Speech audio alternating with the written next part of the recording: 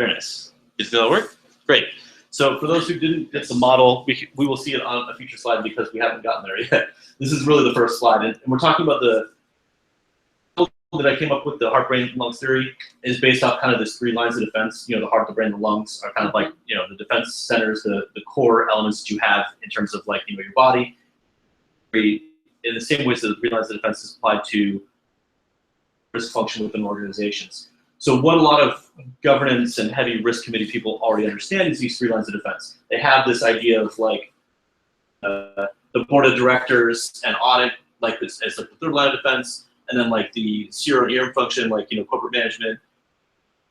What that really translates to information security people is you have like this either internal audit function that comes in and says, hey, you know, you guys aren't doing the right things. We need to make sure you're doing the right things. Let's check on it. Let's grade your homework, right? You can't grade your own homework. And then you have another team that handles like the actual, like, you know, the risk management. Like, how do you transfer the risk? How do you mitigate the risk? How do you avoid the risk? Usually that's done through information security policies. Usually it's done through like, you know, principles and practices and standards and baselines and those sorts of things. And then you have kind of this board of directors, you know, the people where everybody reports to them. It comes from this new cybersecurity framework, kind of an understanding of like how decisions get made in cybersecurity and how budget decisions and everything else go. This is from the NIST CSF, the executive level, and it kind of just trickles down to the SOC people. And this is sort of a more outdated model, in my opinion. I think it's one of the things that needs to be changed in the CSF. It's otherwise a great reference for, you know, implementing a cybersecurity organization. I think what gets wrong a lot is in biology and what we understand about fighting, but, you know, like sort of this like, you know, criminal law enforcement elements, et cetera, where you have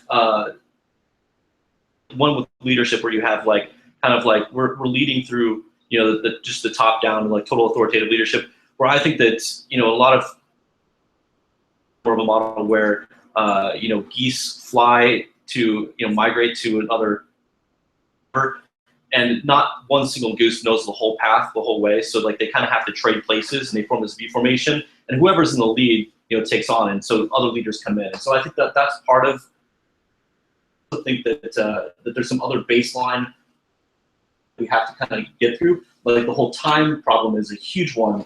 So the cyber's perspective too, like everything community type of thing, you know, where I'm at right now. But I always think offensively, and I think offensive is most important. So when you have snipers and you have the concept of like anti-snipers, there's no such thing as anti-snipers. You have to be a sniper before you can be an anti-sniper. So, and I think that a lot of DFIR people get that too, that you have to be offensive before you can be defensive.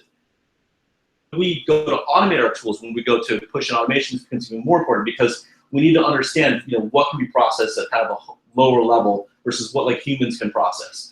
And a lot of this can be done through these training exercises. So like on my last slide, I think I skipped this a little bit, but the whole like concept of BCDR, where like in governance, they typically understand like business continuity and disaster recovery. Like they understand that you have to have these tabletop exercises where you get down and you say like, how do we walk through like what's going to happen when else? And then you have failover testing as well. And so it's on how to do like exercises for cyber. MITRE does too. There's a few other places where it happens, but it's a big portion of the heart, brain, lungs theory because, you know, when I go into the main categories to explain how they're going to work, of like red teaming and simulations, I'm going to get into quite a lot. So these are the 3, the actual heart, brain, lungs theory. The lungs is kind of like the intake. It's like the cyber operations. I call it cyber operations. If you were to look up these 3 terms, like on Amazon and find books like cyber operations, cyber defense, do one word for cyber defense, but like, and then cyber investigations. Those 3 books are kind of like where the core of this comes from.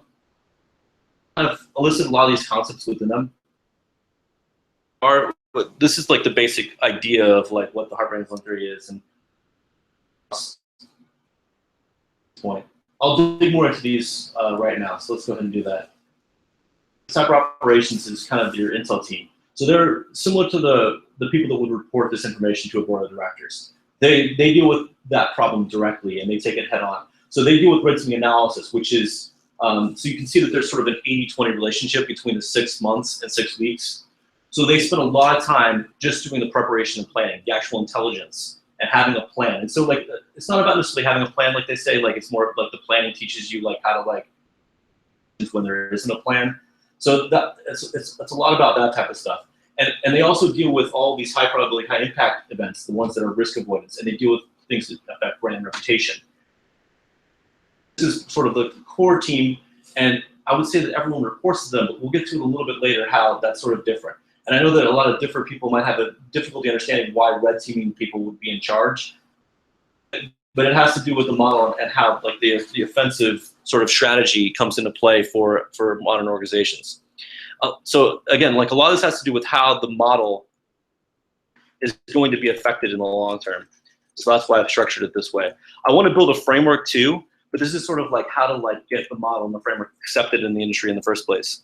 So go ahead, question. Can go back to the previous slide? Yes.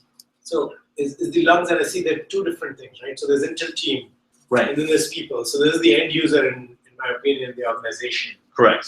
And you're saying basically, including the red team analysis, the end users, the intel team, and these are places where you kind of detect and get signals from. The end of the talk, we'll talk about sensors and signals and stuff like that. But yeah, there are targets, and like a lot of it is people inside and outside the organization, like business partners, as well as employees, like especially key employees, like anything that's like white glove especially, like would be included in stuff that they'd want to have risk avoidance around. So like people are the primary things, and then also who are the adversaries? They need to know who the adversaries are, like attribution, you know, that sort of thing. So their targets are mostly dealt with that type of stuff. And so here's a typical model of like what the intake team, the red team, you know, the cyber operations group. So I mean, a lot of times you have like people that own administrator accounts. They hunt system administrators, and once they get the system administrator account, then they can access everything else in the whole chain. They can give credentials, you know, like they can do everything else. So like once this is done, it doesn't matter. The entry point doesn't matter. All that matters is that they got this, and then the rest is kind of game over. The cyber defense team is, I think, what most people are used to when they think about security operations centers, but this is like totally blowing the concept away. I much prefer what I see here at Demisto, which is like, you know, Apple machines. You have like something you can send to. You've got like kind of like a station where everyone can go to and present whatever they want. And I think that that's kind of like the future of cyber operations centers, like security operations centers or cyber defense teams. Multiple people working together and not just like doing events. Like Gartner even lately, it's not about detection, it's about discovery. You need to go and see. So instead of waiting and sitting and waiting for an event to happen, you're going and seeing that a problem is actually occurring. This is sort of like the central point of not necessarily like you know, communication, but of recovery. So everything comes back here. So sysadmins, everybody else would work with this team. This team kind of sets the policies and all the rest of the things that will occur. They deal with all the high probability, low impact risks, all the things that share transfer within the organization. Teach others about everything that could be mitigated. You know, like you can fix this vulnerability, et cetera, et cetera. So a lot is about vulnerability management, like using either MapReduce or machine learning to kind of integrate into their infrastructure, which I think is a lot of the future of these types of things. Recording stuff, a sensor grid, tying all that back. I'll go into some of that as well towards the end. What the wheelhouse of cyber defense should be, all these particular things, you know, policies, projects, risk management, assets and inventory, which, you know, that's like the #1 critical control. Reviews, obviously intrusion response, but we'll get more to that too. You know, all these types of policies and standards, they should kind of be the wheelhouse for that type of stuff. The brain is kind of like, what I see is what currently people are talking about hunting now, but so their targets are the actual threats, like not just the people, but also like the people's extensions, like, you know, their technology extensions themselves, their malware, their botnets, you know, like whatever tools and whatever TTPs they're utilizing. I see the team as also being sort of that audit function within the three. So if something needs to be escalated to the board above, say, the cyber intel team, they want to do it. So they can go above the intel team by acting like an internal affairs and by saying, like, we're watching the detectors and we're watching the capabilities of the other teams and making sure that they're being held.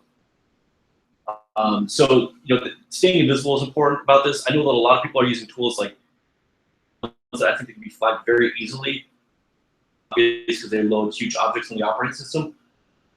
In a Google Wrapper response where you can actually take the Python code, since it's open source, modify it, make it easily changeable every time that you go into a new machine, even invisible. So that's what I think that this team should be doing. They also engage in the simulations as the responders. I think that's the most important function. If you were to have a terrorist attack cycle and look at terrorists attacking say they attacked France and Belgium recently, and you were to try to model that and say how do we, that is a live attack simulation for LA airport or something like that. How would we go about doing that? We know that they're going to have AK-47s and maybe plastic explosive or IEDs or whatever, and they're going to use these tools and techniques to stop them. Well, we'd be fighting for the responders. We would be fighting for the red team. I mean, and I think the same thing needs to happen more in cyber as well. So I think the whole function of the I don't want to call it the blue team, but the team is probably the most important to this whole. Now, how the attack cycles relate is you can build attack cycles. I think that the cyber intel teams, the operations team, can build these sort of attack cycles around and then have respond to them. So you have kind of leakers at the ID theft level, and you have extortionists at kind of this level. The ones that we see in most organizations today, though, is the unintentional insider, which is somebody who's getting attacked by malware on their own machine, and then that's being used as kind of persistence and/or lateral movement to the entire network. Time. Or you see trusted insiders along with intentional insiders. You see Edward Snowden tricking his colleagues into revealing their passwords so you can access their systems and access them without having to, etc. So a lot of the problems are happening at this side of things. I don't want to say this to terrorists for this. Most of the loss of limb and loss of life that's happened in cyber is due to, so you have organizations like Al Jazeera where they have these sources in countries like Syria, and realm, some sort of source got leaked, and then some sort of confidential informant or whoever gets killed because of cyber information leaking out. Sides are mostly about. Talk about this. This is more like a discussion at this point, where how do you build intelligence-led simulation? So you have a simulation. You want to do these red teams constantly. It's a long-term kind of but then also turning into an actual simulation for 6 weeks where your simulation there's some place to be able to say we've caught these things, and that's where I think a lot of these new technologies are coming into place. And almost all the offensive techniques are bypassing all of the current existing security products and controls. There's almost no point in this point. I mean, I would say even using CrowdStrike, I mean, stuff too, Securonics, XBeam, all that stuff can be bypassed. And there's companies like Bechtel that are seeing all these products being bypassed by actual adversaries. So, why? I don't want to say why buy them, but the simulation in terms of sensor grid, and we're using this to understand. I think we need to build our own new sensor grids based off of just the baseline technologies, like PCAPs. Certainly probably log files, but not putting necessarily promise on them like a lot of people do. Definitely some sort of endpoint recording, whatever it is. Is probably one of the best examples, but that's not really an endpoint recording. That's more of after the fact. Taking all those indicators and being able to look at them and not just a flat IOC perspective, not just a machine variable threat intelligence, but actual real manual threat intelligence. And so this would be some sort of system to be able to do it. This is Cloudera, basically a Hadoop system that runs on HDFS and has a MapReduce server, Apache components. You can download these and run these directly, but Cloudera adds all these other functionalities to it. They add a real-time code engine, which is great for cybersecurity purposes. Data lake, so here's just the generic, Hadoop sort of perspective where you're running stuff off of either SQL queries or NoSQL queries. You can also set up log files to go into something like Flume, where you have, and then you go onto an HDFS database, or you can utilize logging infrastructure where it's going to the Elk, the company's called it Elastic now. And they have a commercial product which adds these additional things as well. And I think that having a commercial enterprise data hub like Cloudera and Elastic are sort of the leading edge and sort of the best of breed that's happening right now. To companies like eBay implementing some of these types of technologies. Obviously, Mozilla implements an elastic stack for their MozDef product. These types of sensors, these types of technologies are going to bring in the data that we need to kind of solve the intelligence-led simulation, which is what intelligence have we gathered from the simulation during the attack, and how can we use it by other attacks like it and future attacks. And so it's more about like planning and preparation for defense as well as planning and preparation for. And I really like these two tools for doing it. To Splunk, for example. Certainly. So that's a great question. The best of both worlds. And I think this slide sort of shows that. So you can have like sort of like Elastic in terms of like it has like the same sort of elements right here. Flume I think is a little bit different, and that's why I think you should set to both. You should have filtered maybe from Splunk even that's doing the indexing, etc., and set it to something like MozDef, which has like a more like kind of in tune. Or I mean, you can do it Splunk Enterprise Security, but it has separate costs to it. That you can generate out various you can integrate with MISP. It has a lot of other integrations that I think that where Splunk Enterprise Security is kind of just getting there by people contributing stuff like plugins to it. Different perspective. So when you're going into Apache Flume, which is sort of the log engine that would go into a Hadoop system, if you could send to both, you're going to get kind of a dual perspective there. I think dual storage. Was that? And dual storage, obviously. And dual storage, yeah. I mean, well, leverage Elastic from Hadoop. You can have, I think it's called Hadoop, I think. Yeah, this is called Elastic Hadoop, Elastic-Hadoop. So you could have Elastic grabbing from that same storage, and so you're not deduplicating, et cetera. Yeah, you can. It does sound weird. Elastic, has the backend for the. Correct. It's kind of weird that it's going to run a lot of HDFS and stuff. Possible to do it. I'd be interested, curious about more hybrid architectures like that and see how it's done. I like the idea of playing with small data in the Elastic set and kind of big data, and especially big fast data. So like what you're getting in terms of like pulling in log stream is you're able to query with things like Spark, and so you have this kind of like machine language like the MLlib set or something. And like I guess you could apply the same thing back to like saying a totally different architecture than either of these, and looking at like the Berkeley data analytics stack originally came from. I don't have a lot of familiar with BDAS, but it's a very interesting architecture as well.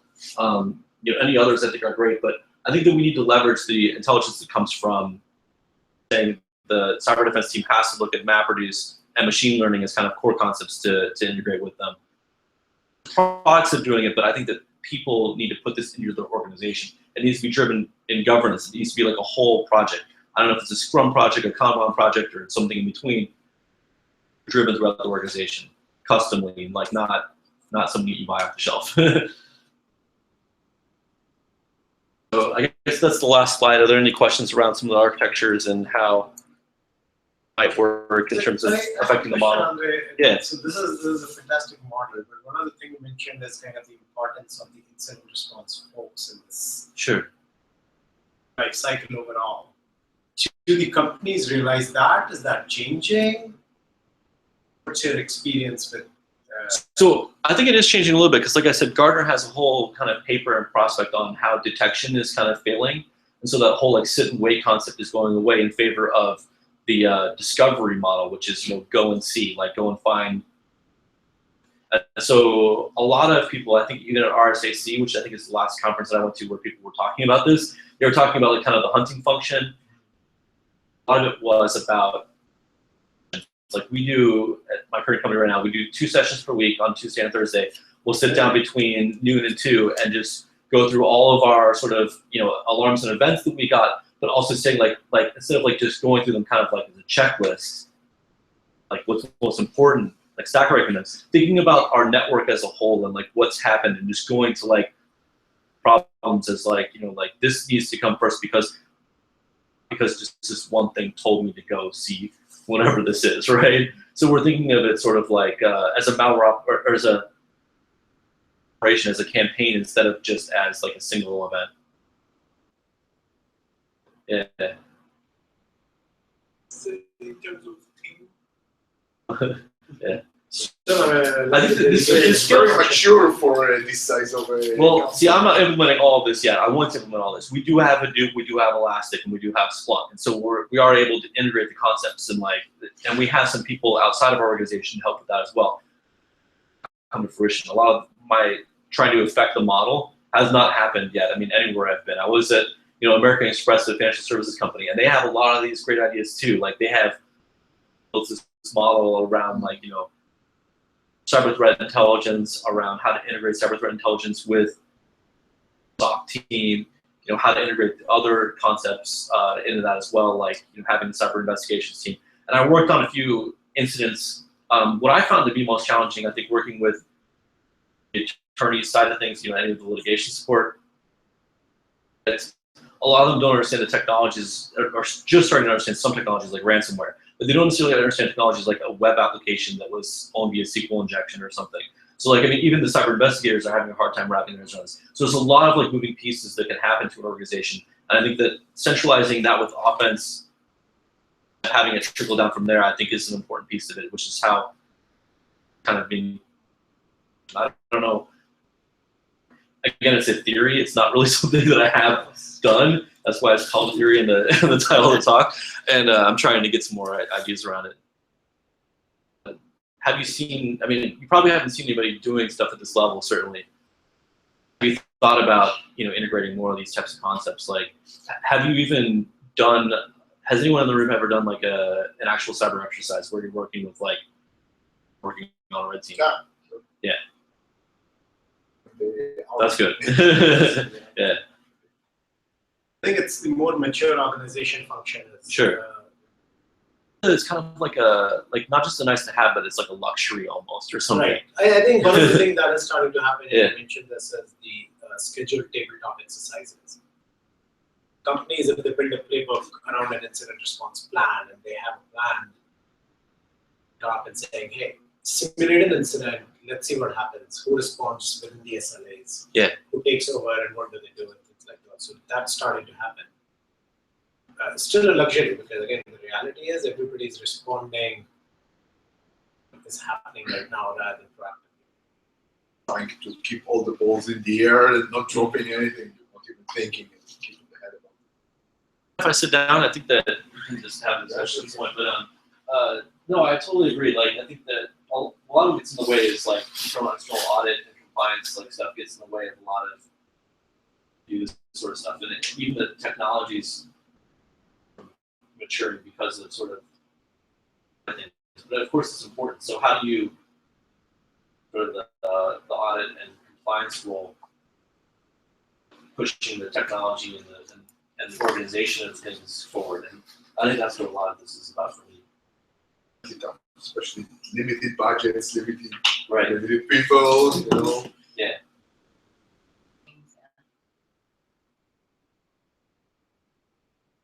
Any other questions, guys? Yes, sorry. I don't know how long it was too, about 20 minutes. It's very good.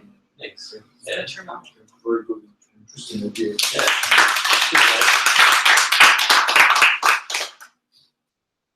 Whatever. It's kind of rough sketch.